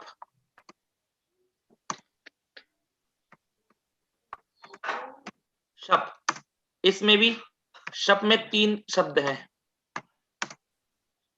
श, अ और प। केवल मात्र अंतिम हल क्या है? प। मात्र क्या है? केवल हमारा अंतिम हल क्या है? हमारा प। तो हमारा अंतिम हल है, इसलिए उसकी प की संज्ञा हो गई। समझ में आया सबको? हाँ। तो आज की कक्षा हम यहीं पकड़ते हैं। अभी आप लोग सोच रहे होंगे हम संज्ञा तो कर रहे हैं, इसका फल क्या है? तो जब आप संज्ञा कर लेंगे ना, सबकी इत संज्ञा कर लेंगे, तो आपका इसका फल आपको निकलेगा तस्य लोपः। तस्य कस्य लोपः? इत संज्ञस्य। समझ में आया? इत संज्ञायाः लोपः। जिसकी भी इत संज्ञा होगी उसका लोप हो जाएगा। तो अभी आपको मैंने सामान्य तरह बता दिया कि इत संज्ञा करने का फायदा क्या होता है, लोप करना। मैं आपको बाद में ये भी बताऊंगा कि लोप किसे कहते हैं। समझ में आया? और किस सूत्र के द्वारा लोप होता है, और ये सूत्र कब आता है। डॉक्टर शिप्रा जी, लोप मतलब वहां से रिमूव होना होता है क्या सर? जी, लोप मतलब वहां से रिमूव होना होता है क्या? लोप मतलब होता है, ये समझिए कि वो अक्षर गायब हो जाएगा, हाँ, हमको रिमूव दिखेगा हो नहीं। जाता है वहां से। दिखाई न देना, अदर्शनम ना लोपः। दर्शनम अदर्शनम, हाँ, लोशनम लोपः। अदर्शनम लोपः। कोई पूछे लोप किसे कहते हैं, तो ना दर्शनम, जिसका दर्शन ना हो उसमें क्या है? लोप, लोप हो गया। आचार्य जी, वो एक वार्तिक कौन सा है? वार्तिक अभी आपको धैर्य रखिए, आपको बताएंगे सब। अभी वार्तिक आएगी। महेश जी, आपने बोला था शुरू में कि लोप हो जाता है, पाणिनि जी को सिर्फ कुछ चाहिए था, पीछे कोई भाग हटा देते हो, शप में से प हट जाएगा तो श रह जाएगा सिर्फ। अभी तो और भी बचेगा इसमें। अभी केवल मात्र अ बचेगा। अभी तो और भी सूत्र आएंगे ना। सर जो ये पढ़ा रहे हैं शुरू से पढ़ा रहे हैं क्या? हाँ जी, शुरू से है ये। इत संज्ञा प्रकरण शुरू से है। जी जी, क्या सर 1-2 क्लास अटेंड नहीं कर पाए थे हम। हाँ जी, ये देखिए इत संज्ञा प्रकरण शुरू से है, पर लेकिन हमारी पूर्व भी 4 क्लास हो चुकी हैं। तो जब तक आप वो 4 क्लास नहीं पढ़ेंगे तो थोड़ा बहुत आपको दिक्कत आएगी आगे चल के। तो नहीं अटेंड कर पाए थे सर किसी कारणवश। तो उसका वीडियो है नेट पर, हाँ यूट्यूब पर वीडियो है, आप देख लीजिए महोदय। जी जी। किसी का कोई प्रश्न है? सर हम सीधा मतलब पहले चैप्टर से सीधा तीसरे चैप्टर पे चले गए आज की कक्षा में। सौरभ जी, जिनको प्रश्न है वो रेज हैंड ऑप्शन करिए, एक एक बोलिएगा, क्योंकि हम लोग 128 लोग हैं, बीच में सब बोलेंगे तो डिस्टर्ब होगा। तो जिसको रेज हैंड ऑप्शन है, जैसे शिप्रा जी ने किया हुआ है, तो शिप्रा जी आप बोलिए। नमो नमः सर्वेभ्यो। मैं और निकुंज जी बोलेंगे नाम, उसको वो प्रश्न पूछिए तो मनीष जी आपको जवाब देंगे। शिप्रा जी बोलिए। नमो नमः सर्वेभ्यो। एका जिज्ञासा अस्ति अत्र कि 2 चीजें होती हैं, पद और शब्द। इन दोनों के बीच में क्या भेद है? कोई भेद नहीं है इनके बीच में। क्योंकि एक प्रश्न आया था एक प्रश्न पत्र में कि वर्णों के संघात को कहते हैं, उसमें उसके 4 ऑप्शन दिए हुए थे, वाक्य, शब्द, पद और एक और ऑप्शन था, लेकिन करेक्ट आंसर उसका पद था। तो मुझे समझ में नहीं आया ऐसा क्यों कहा गया वहां पर। मनीष जी, इस पर मैं एक विषय बोलना चाह रहा हूँ। जी सर, जी सर। तो अभी आपने प्रश्न किया, शब्द और पद में अंतर क्या है? हाँ, संस्कृत भाषायां शब्दानां प्रयोगः न भवति, पदानां भवति, अपदम न प्रयुंजीत। संस्कृत में जब आप बोलते हैं या लिखते हैं तब वहां पर शब्दों का प्रयोग नहीं होता, वहां पर पदों का प्रयोग होता है। अभी आपने जो कहा वर्णों का संघात, वो हिंदी भाषा के लिए है, वहां पर शब्द भी आप कह सकते हैं और पद भी कह सकते हैं, उनके लिए बराबर बात है। जो हम संस्कृत पढ़ने वाले पद कहते हैं वही हिंदी वाले शब्द कहते हैं। हिंदी वालों के लिए शब्द और पद दोनों बराबर है। वर्णों के संघात को पद कहते हैं या शब्द कहते हैं, उनके लिए बराबर हो सकता है, किंतु संस्कृत में शब्द अलग है, पद अलग है। जैसे एक मैं छोटा सा उदाहरण बताता हूं। आप संस्कृत में राम गच्छति नहीं कह सकते, यदि आपने कहा तो कर लेंगे प्लीज। बाकी सब म्यूट करें प्लीज, मैं सबको म्यूट करता हूँ। हाँ सबको।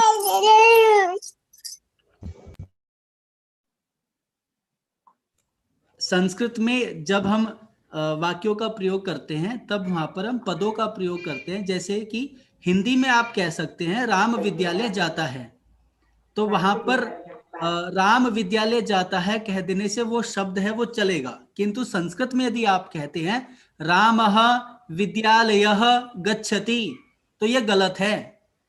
आपका भाव है कि राम विद्यालय में जाता है अथवा राम विद्यालय को जाता है, किंतु आपने यहाँ पर विद्यालय को विद्यालयम यानी उसे पद नहीं बनाया। विद्यालय शब्द है जो कि आपके शुभ और तिंगंत दो जो प्रत्यय आज हमारे बताए गए हैं। तिंग प्रत्यय जो क्रियाओं में लगते हैं यानी गच्छति, और जो सुप प्रत्यय हैं वो लगते हैं जैसे विद्यालय राम, यानी विद्यालय में जाना है तो वहां पर आपको विद्यालये कहना पड़ेगा। अर्थात संस्कृते शब्दानाम द्वारा निर्मितम भवति, शब्दाः धातु शब्दा भवन्ति सुप शब्दा भवन्ति, प्रातिपदिकम जिनको हम कहते हैं। या तो शब्द संस्कृत में 2 प्रकार के नहीं 4 प्रकार के होते हैं, नाम, आख्यात, उपसर्ग और निपात। नाम में आगे आपके राम, भवन, विद्यालय इत्यादि जितने भी शब्द हैं। आख्यात में आगे आपके पठति, लिखति, खादति जितनी भी क्रियाएं आती हैं। उपसर्ग 22 उपसर्गा सन्ति, केवल वो 22 निश्चित उपसर्ग है, उन्हें उपसर्ग कहा गया है। और निपात जो शब्द अर्थेषु निपतन्ति, पद को पूर्ण अर्थ में होता है, वाक्य को पूरा करने के लिए होता है। कहीं पर उनका अर्थ होता है, कहीं पर नहीं होता है। निपतन्ति इति निपातः, ठीक है। जब निरुक्त को पढ़ेंगे या को पढ़ेंगे तब निपात को जानेंगे। उनका कोई अर्थ ज्यादा नहीं होता। अभी हमारे लिए 2 काम की चीज है, सुबंत और तिगंत। यानी सामान्य शब्द को यदि संस्कृत में प्रयोग करना है तो हमें या तो सुबंत बनाना पड़ेगा या तिगंत बनाना पड़ेगा। क्लियर? तो बात क्या बताया आपने? बात क्या बताया आपने? अपदम न प्रयुंजीत, संस्कृत भाषा में बिना पद के किसी शब्द का प्रयोग नहीं करना, ठीक है। तो जब हम सुबंतों की सिद्धि करते हैं तो वो पद कहलाएंगे।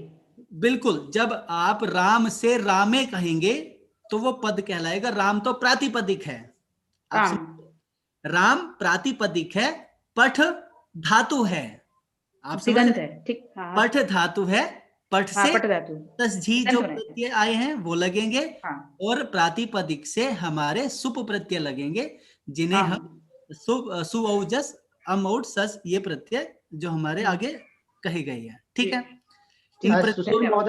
जी, मैं ये बोलना चाहता था कि यदि हिंदी का कोई भी शब्द है वो संस्कृत में इस्तेमाल नहीं होगा, तो सही बोल रहा हूँ? हाँ, बिल्कुल नहीं होगा। आपको उस शब्द को पहले पद बनाना पड़ेगा, यानी आप मोबाइल लेने जाएगा, बनाना पड़ेगा। लेने काम करूँ तो किसी नाम या तो आपको मयूरी जी, हम आपको रूम से बाहर कर देंगे अगर अब फिर आवाज आई तो, क्योंकि सबको डिस्टर्ब होता है। हम लोग 128 लोग हैं। वो फिर भी माइक को अनम्यूट कर रही हैं, तो या तो मतलब क्लियर स्पष्ट अस्माकं मस्तिष्के अवधारणा स्यात् संस्कृते अपदम न प्रयुंजीत, संस्कृत में बिना पद के हम प्रयोग नहीं कर सकते क्योंकि उसका कोई अर्थ नहीं होगा, ठीक है।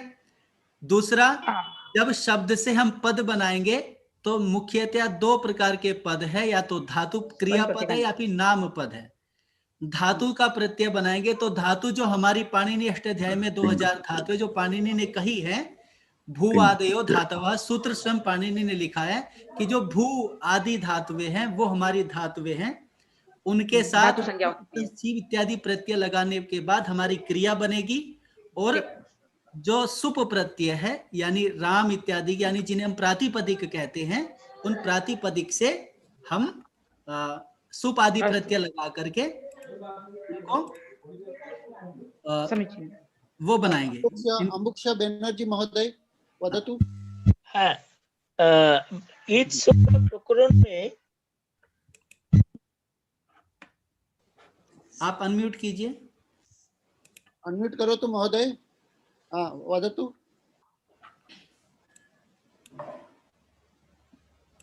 मनीष जी, जो अभी हमने आज देखा होगा, मैं उसको कंक्लूड करूं तो इस प्रकार से हम कह सकते हैं कि धातुओं से जो भी हमारे पद है वो सुप तिगंतम पदम इसको आधार बना रहे हैं। सुप और तिंग दो प्रत्यय लगेंगे, ठीक है। उसके बाद में जो सुप प्रत्यय है, आप सब इसको स्क्रीनशॉट ले सकते हैं। वो सुप प्रत्यय ये हैं, राम सु लगेगा तो रामः होगा, और राम और लगेगा तो रामो होगा, जस प्रत्यय लगेगा तो रामः कहलाएगा, ठीक है। अगली क्लास में सुप्रत्यय और तिंग प्रत्यय दोनों दिखा देंगे इन्हें सबको। ये दोनों प्रत्यय हो गए। उसके बाद ये तिंग प्रत्यय हो गए हमारे, आप इसका स्क्रीनशॉट ले सकते हैं। तिंग प्रत्यय में परस्मैपदी पदम और फिर आत्मनेपदी पद, उस प्रकार से दो चलेंगे, तिप्तस जी इत्यादि और द आताम झा। जी प्रश्न है, एक प्रश्न है, पूछिए जी। मनीष जी को पास है। आपकी आवाज क्लियर नहीं आ रही है संजय जी। महोदय, मनीष जी को पास एक प्रश्न है। जी पूछिए। प्रकरण में 9 विभक्त तुष्मा के बाद में कौन सूत्र आता है? संज्ञा प्रकरण के अनुसार न विभक्त तुष्माः, उसके उपरांत आता है आदिर्नि टुडवः। ये आपके संज्ञा के सारे प्रकरण सूत्र हैं जो क्रम से स्क्रीन पर दिखाई दे रहे हैं, आप देख सकते हैं, ठीक है। और आप अष्टाध्यायी अपने साथ में रखेंगे तो ज्यादा और बेहतर रहेगा। अच्छा, उज्ज्वला जी, उज्ज्वला जी, उज्ज्वला जी। नमो नमः। पहली बात तो सुशील कुमार जी, आपका स्क्रीन दिखाई नहीं दे रहा है अभी, मनीष जी का ही दिखाई दे रहा है। बट बिफोर एक और मुझे मनीष जी से क्वेश्चन पूछना था। मनीष जी, आप थोड़ा आपका पहला एग्जाम्पल थोड़ा स्क्रॉल अप करेंगे स्क्रीन? ये जी जरूर। तो थोड़ा और, हाँ अच्छा इनफ।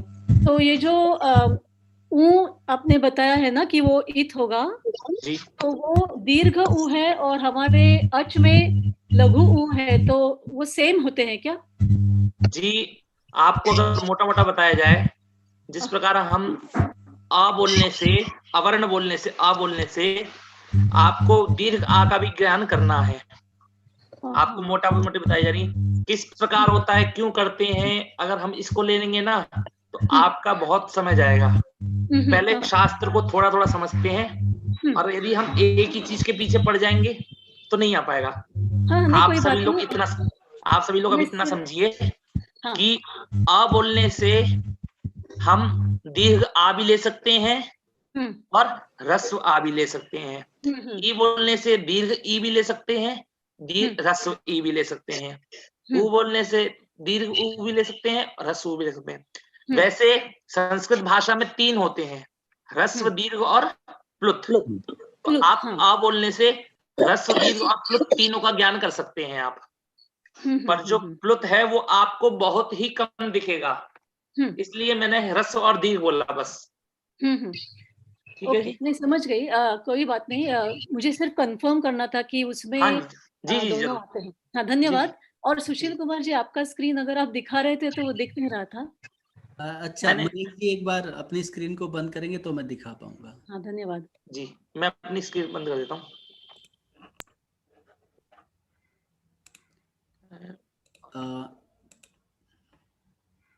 आप स्क्रीन देख पा रहे हैं अभी? हाँ महोदय, दृश्यते। नहीं, आप अभी, हाँ अभी दिख रहा है। ये था जो अभी पद 2 प्रकार के, सुप और तिंग। सुप प्रत्यय ये है, सुवोजस, राम से जो अभी बात कही गई थी, तो हम याद कर रहे हैं, ठीक है। अब एक एक शब्द से फिर राम से सु लगा करके रामः कैसे बना, उसकी एक प्रक्रिया है जिस पर हम आगे चलेंगे, ठीक है। अभी बहुत टाइम लगेगा, अभी बहुत टाइम लगेगा। दूसरा तिंग प्रत्यय है, जो मैंने कहा था कि क्रिया दो, मतलब कोई भी शब्द 2 प्रकार के हैं, या तो वो क्रियापद है या फिर वो नाम पद है। तो क्रियापद को हम धातुओं से बनाते हैं तिंग प्रत्यय लगा करके। पठ से पठती कैसे बना वो ये यहाँ पर तिप जो है आप देख पा रहे हैं, तो पठ से पठती तिप प्रत्यय पर लगाने पर बनेगा, जिसकी प्रक्रिया पर हम अभी चल रहे हैं आगे और उस प्रक्रिया तक हम जाएंगे। ठीक है, ऐसे ही वंद से वंदते कैसे बना है, तो वो नीचे आत्मनेय पद का त लगेगा, तो वो हम उसको जान लेंगे आगे। ठीक है, अभी हमें केवल इतना समझना है कि संस्कृत में शब्दों का प्रयोग नहीं होता, पदों का प्रयोग होता है, और पद दो प्रकार के होते हैं, सुप और तिंग। सुप वे कहलाते हैं जो प्रातिपदिक होते हैं, प्रातिपदिक के बाद में जिनके अंत में सु और जस इत्यादि प्रत्यय लगते हैं, वो सुप प्रत्यय लगने के बाद नाम शब्द बनते हैं, और जिनके अंत में तिंग लगते हैं वो धातुओं से लगते हैं, और धातुओं से लगने के बाद पठ से पठती इत्यादि जो पद बनता है, इन दोनों के पदों का प्रयोग हमें करना है। ठीक है, और धातु फिर आगे कितने प्रकार की है वो आगे अगले सत्र में करेंगे हम उसको। प्रातिपदिक कौन कौन से है, धातु कौन से है, प्रत्यय क्या है। ठीक है, इत संज्ञा का अभी हमारा प्रकरण चल रहा है, क्योंकि हम जब प्रातिपदिक और धातु इनकी बात करेंगे तब हमें इत संज्ञा पहले जाननी चाहिए। सबसे पहले हमें ये देखना है कि हमारे हाथ में जब हम किसी जंगल में जाते हैं, बिल्कुल इत संज्ञा को उस तरीके से आप समझिए कि जब हम जंगल में जाते हैं तो हमारे हाथ में कुछ ऐसे हथियार होते हैं जिससे कि हम जंगली जानवरों को भगा सके, कुछ झाड़ियां हैं उन्हें काट पीट सके। तो इत संज्ञा बिल्कुल उसी प्रकार की है कि बहुत सारी जो धातुएं हैं, 2000 धातुएं, उनमें बहुत सारे काट छांट हमें करनी है, बहुत सारे शब्दों को हटाना है, तब जाकर के हम उनका प्रयोग करेंगे। सब्जी लाते हैं तो डायरेक्ट हम उनका प्रयोग नहीं कर लेते हैं। तो जो पाणिनि ने धातुएं कही है वो धातुएं बिल्कुल नेचुरल वे में है, और नेचुरल धातुओं को प्रयोग करने लायक उनमें से कुछ आगे का हटाया जाएगा, किसी का पीछे से हटाया जाएगा। उसके लिए इत संज्ञा को जानना अत्यंत अनिवार्य है सबसे पहले। ठीक है, चलिए युगल किशोर महोदय, आपका कोई प्रश्न? युगल किशोर जी, हो गया आपका? हरिओम महोदय। महोदय, ये अच अनुनासिक का कहाँ पर इस्तेमाल होगा? अच अनुनासिक का कहाँ पर प्रयोग होगा? अभी तो उन्होंने बताया ना मनीष जी ने। वाला तो आपने बता दिया, इत वाला तो हो गया, तो लोप हो गया। लेकिन मतलब जो उसका मतलब जो कहीं पर इस्तेमाल भी होता है क्या, मतलब जो कि दैनिक मतलब सांस्कृतिक भाषा में कहीं पर इस्तेमाल होता है वाक्य बनाने में, या जी होता है जी, मनीष जी बताएंगे। जैसे एग्जाम्पल या कुछ बताइए कहाँ पर, थोड़ा सा मेरे को। जैसे सर उदाहरण के तौर पे तो अभी याद नहीं आ रहा, मैं आपको बता दूंगा मैं आपको, क्योंकि ये अनुनासिक अनुनासिक हुआ, ये केवल मात्र यर प्रत्याहार के लिए बोलता है, पर आपको अनुनासिक वर्ण का भी प्रयोग अच में दिखा दूंगा मैं। अच्छा, कुछ चीजें होती है, कारण मिल जाएगा, किंतु अभी आप उसे ये समझिए कि वो रूट है। हल्दी सूखी भी कहीं काम आती है, लेकिन वो दवाइयों के रूप में काम आती है, जो बिल्कुल सीधी सी होती है, लेकिन पीस करके तो सब मसाले सब्जी वो जनरलाइज है। हल्दी जो सूखी है या फिर दूसरी है, वो दवाइयों में थोड़ी सी मात्रा में कहीं प्रयोग होती है। तो इसी प्रकार से जो अनुनासिक धातुएं हैं, अच है या इत्यादि दूसरे, उनका थोड़े उसमें रूप में प्रयोग होगा, वो भी मिल जाएगा उसको। अभी आप उसको गहराई में ना जाए, अभी हम थोड़ा ज्यादा चीजों को ले रहे हैं। था कि ये उपदेश का इन्होंने मतलब व्याख्या किया, ये सूत्र नंबर बताएं जरा। कौन सा उपदेश है जुनानिसिक इत? हाँ, अभी तो मैंने दिखाया था सारा का सारा आपको। नहीं, उपदेश का जैसे जिसमें कि मतलब जो कि अपना ये आता धातु सूत्र गण उनादि वाक्य आगम। वेट युगल किशोर जी, आप एक सेकंड। जो उन्होंने अभी बताए हैं उणादि कोश, लिंगानुशासनम, धातु पाठ, पाणिनि अष्टाध्यायी, ठीक है, ये पाणिनि के पंच कोश कह सकते हैं। 5 उन्होंने अपना ग्रंथ लिखे हैं।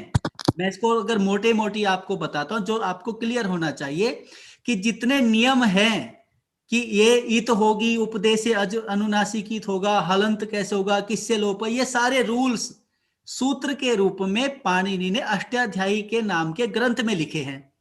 ठीक है, इतना क्लियर? तो वही मैं सूत्र जानना चाहता था। सूत्र नहीं है, आप सूत्र नहीं है, मैं दूसरा आपको सूत्र नहीं है, श्लोक है। श्लोक है। अच्छा, आप समझना। सूत्र गणोनादि वाक्य लिंगानुशासनम आगम प्रत्यादेशा उपदेशा प्रकीर्तिताः, ये श्लोक है एक। श्लोक है, वो श्लोक आप याद, श्लोक सभी के सभी शास्त्रों के लिए वो जरूरी नहीं है। श्लोक कुछ चीजों को याद करने के लिए भी बनाए गए हुए हैं। जैसे कि आपको 5 के 5 ग्रंथ याद नहीं थे, तो आपने एक श्लोक के रूप में उसको याद करने के लिए बना लिया। इस प्रकार से ये जो श्लोक है ये भी किसी हमारे बड़े विद्वान ने बनाया होगा, जिससे कि सामान्य लोगों को ये पांचों की पांचों चीजें याद हो जाए। और अब मैं आपको पाणिनि शिक्षा भी होती है। मैं वही बता रहा हूं। सबसे पहले सूत्र आता है, सूत्र यानी रूल्स हैं, किसमें है? पाणिनि अष्टाध्यायी में है। अब यदि हमें वहां पर तिप्तस जी आया, तिप्तस जी तो पाणिनि अष्टाध्यायी में रूल है कि ये जो सूत्र है, ये तिप्तस जी जो प्रत्यय है ये धातुओं से मिलकर के पद बनाएंगे। धातु कौन सी है? भुवादो धातय धातवः। अब वो भू आदि धातु कहां मिलेगी आपको? वो मिलेगी पाणिनि की जो धातु पाठ है, जहां पर अलग से एक उन्होंने बुक लिखी जिसमें आपने 2000 धातुओं के लिस्ट बना करके रखा है। अब उसके बाद भी, क्योंकि पाणिनि तो शब्दों का भंडार कर रहे थे, शब्दों का निर्माण कर रहे थे, संसार में ऐसे अनेक शब्द मिले जो उन 2000 धातुओं के बाहर के शब्द थे। ठीक है, तो उनको कैसे करें? तो भैया फिर अलग से एक कोश लेकर के आओ। तो उन्होंने उनादि कोश की संरचना की। अब समझ रहे भाई, क्योंकि ऑटोमेटिकली बढ़ता गया ना काम, फिर उनादि कोश की संरचना की, तो उनादि कोश आगे। फिर बात आई कि शब्द तो हमारे बन गए, अब रामः ये पुल्लिंग है या स्त्रीलिंग है, इसको आम व्यक्ति कैसे जानेगा? तो उसके लिए अलग से फिर एक शब्द ग्रंथ बनाया उन्होंने, लिंगानुशासनम, जहां पर पुस्तकः, पुस्तिका, पुस्तकम तीनों लिंगों में आता है। तो अब किसी भी शब्द को, क्योंकि सारा का सारा संस्कृत तो शब्दों के लिंग के आधार पर चलता है, पाठ पठितः, पुस्तकम पठितम, तो अब लिंगानुशासनम किसी शब्द के लिंग को कैसे जाने? तो उन्होंने लिंगानुशासन की रचना की। ठीक है, अब फिर वर्णों का उच्चारण कैसे करना है? तो उन्होंने पाणिनीय शिक्षा एक ग्रंथ लिखा। क्लियर हुआ योगल किशोर जी? तो इस प्रकार उनके जो बुक्स है उनकी संरचना है, और उनको यानी शब्द निर्माण, शब्द के प्रयोग, भाषा की शुद्धता, भाषा के प्रयोग, वो कहीं पर भी न बचे, इसलिए पाणिनि ने इतने सारे ग्रंथों की रचना की है। महोदय दो मेरी रिक्वेस्ट है जी, जो मान्य वो मान लीजिएगा, जो नहीं मान्य मत मानिएगा। मेरा एक तो ये है कि मेरे को, मैं क्लास को डिस्टर्ब करने के लिए नहीं बैठा हूँ, लेकिन जो है संस्कृत भाषा एक ऐसी भाषा है कि जब आप बता रहे हैं उस टाइम यदि मैं कुछ क्वेश्चनिंग कर देता हूँ तो उसका समाधान इमीडिएट मिल जाता है, वो मतलब टेस्टफुल होता है और हर तरह से सहयोग होता है। बाद में mind out of sight out of mind हो जाता है। तो मैं इतना से रिक्वेस्ट करता हूँ, जो कोई खास क्वेश्चन हो पूछा जा सके, या उसका दूसरा अल्टरनेट ये है, विकल्प है कि जैसे कि जो भी महोदय हमें पढ़ा रहे हैं, अध्ययन करवा रहे हैं, वो क्या है कि जब उनका एक स्टेंजा कंप्लीट हो जाए उसके बाद में मतलब गैप दे के पूछे, जिसका कोई क्वेश्चनिंग है तो आप कर लें। ये नहीं कि मतलब लास्ट में हम लोग पूछें, तो उस टाइम थोड़ा सा इसका समाधान कीजिए। हाँ, एक सेकंड युगल जी, जैसा मनीष जी ने भी कहा था, जब हम कोई कविता पढ़ रहे हैं और जब हम कोई व्याकरण का ग्रामेटिकल चीजें पढ़ रहे हैं, तो उन दोनों के अध्ययन की थोड़ी सी अलग परंपरा है। जब एक अध्यापक या कोई भी जो गाइड कर रहे हैं वो एक प्रक्रिया को लेकर के चलते हैं, उस समय उनका जो मेन मोटिव है, जैसे धातु पढ़ाना है तो धातु को पढ़ाना ही मुख्य उस समय है, उसमें प्रत्यय पढ़ाना उनका मोटिव नहीं है। अभी आपको केवल इतना समझना है कि प्रत्यय ये होते हैं।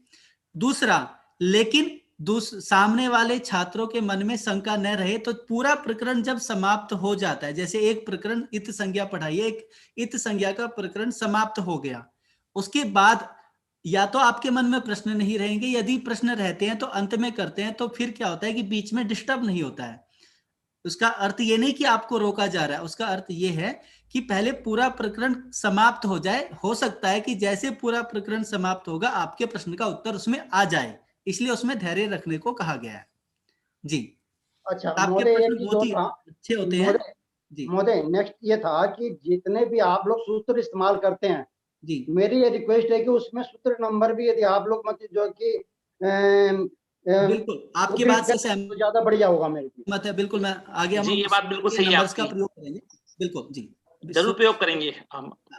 धन्यवाद महोदय। राहुल कुमार जी।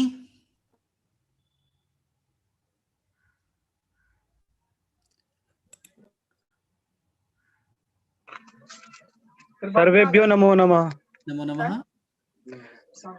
महोदय, मेरा प्रश्न यही है, जैसे कि हम लघु सिद्धांत पढ़ते हैं तो उसमें एक हलंत्यम आता है, लेकिन जब सिद्धांत कौमुदी पढ़ते हैं उसमें दो हलंत्यम आते हैं। पहला हलंत्यम का उपदेश अंत्यम हलित स्यात् और दूसरा हलंत्यम कहता है उपदेश अज अनुनासिक इत संज्ञक साथ। इसमें दोनों में क्या भेद है? ये तो पाणिनि की कक्षा है मनीष जी। जी आपकी बात बिल्कुल सही है कि लघु सिद्धांत में एक हलंत्यम आता है, पर सिद्धांत में दो हलंत्यम आते हैं। देखिए, ये जो कक्षा चल रही है ये बहुत ही सामान्य लोगों के लिए चल रही है, और जो सिद्धांत पढ़ते हैं वो व्यक्ति पहले पूरा हल्का पूरा व्याकरण शास्त्र लगा लेते हैं, उसके बाद सिद्धांत पढ़ते हैं। अभी मैं आपको बताऊंगा हलंत्यम ये कोई एक छोटा सूत्र नहीं है जो 2 बार पढ़ा गया है। इसका जो कारण है, अगर मैं आपको बताऊंगा 5 दिन तक मैं लगातार बोलूंगा तब भी कम पड़ जाएगा उसके लिए। और दूसरी बात, अभी उस हलंत्यम की यहाँ पर प्रयोजन नहीं है, वो आगे हायर डिग्री का उसको आप अभी ना ले, ठीक है। जिस पाणिनि की प्रक्रिया से चले, पाणिनि ने तो हलंत्यम एक ही कहा है, तो उसी को लेकर के हम आगे चलेंगे, ठीक है। पर आपकी जो प्रश्न है उसका निवारण कर सकते हैं हम, और अगर आपको कोई बात हो तो आप बाद में हमसे अलग से संपर्क कर सकते हैं। जी, अर्चना कुमारी जी।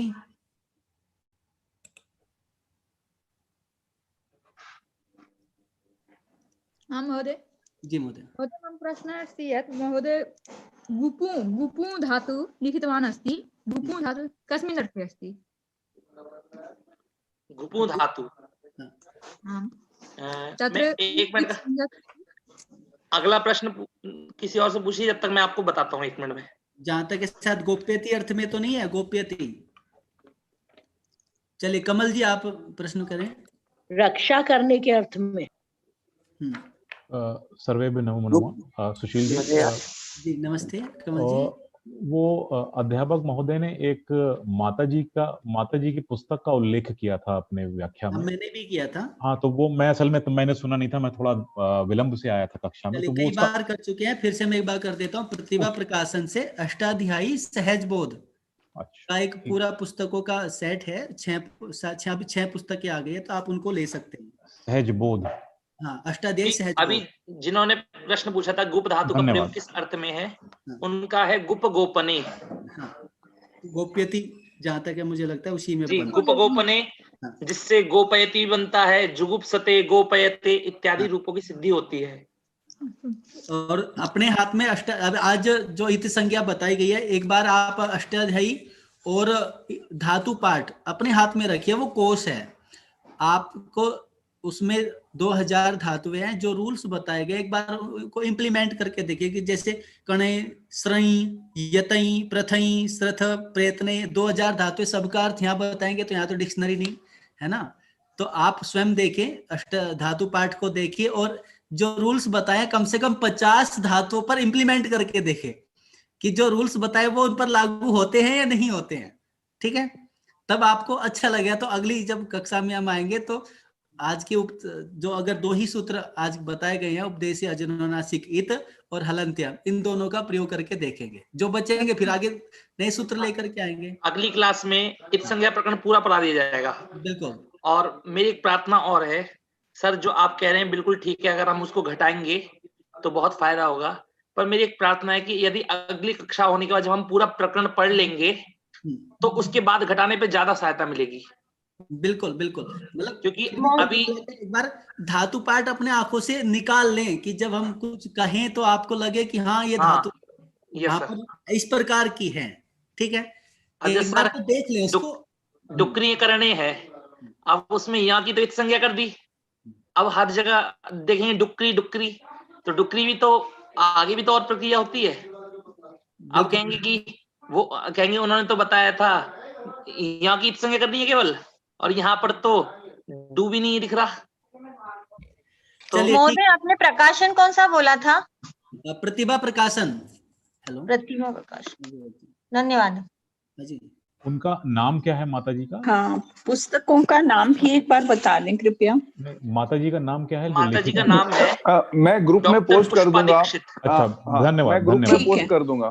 धन्यवाद। जी जी, धन्यवाद।